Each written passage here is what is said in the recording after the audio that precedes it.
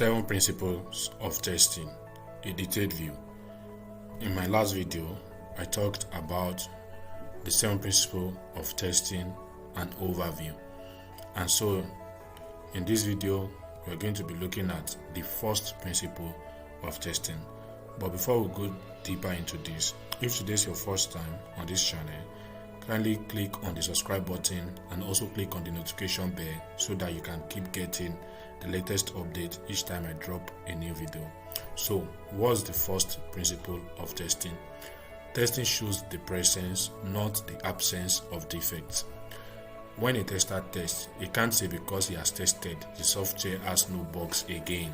So the fact that you have tested an application does not mean the software system does not have any other bug, right?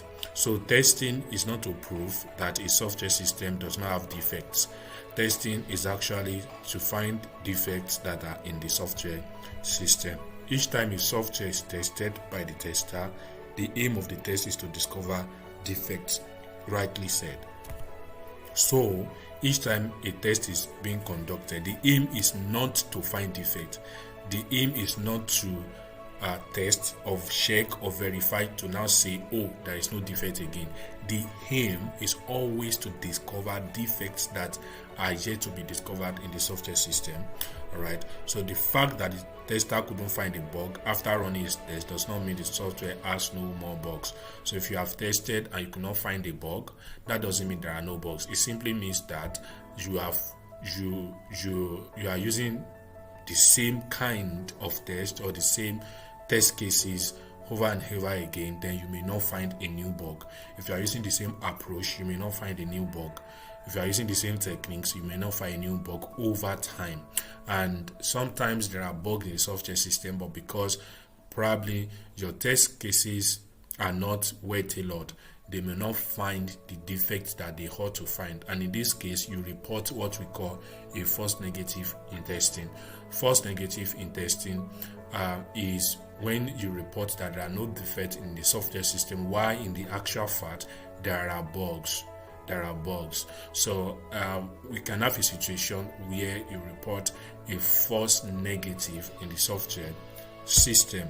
So because you run a test and the test doesn't discover a bug, but this is one of the principles that you must always have at the back of your mind, that the fact that you have tested does not mean there are no bugs again in the software system. So to discover new bugs, you might want to, do some other things.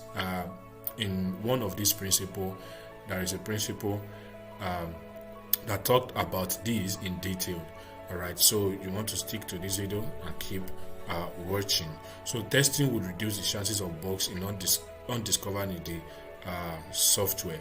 So there are bugs that are yet undiscovered in the software. So by testing, what you do is that you are reducing them. So when you are testing, you are reducing the chances of these bugs yet undiscovered. So that will be all for this video. So if you like this video, like, subscribe and share it. Thanks for watching. See you in the next video.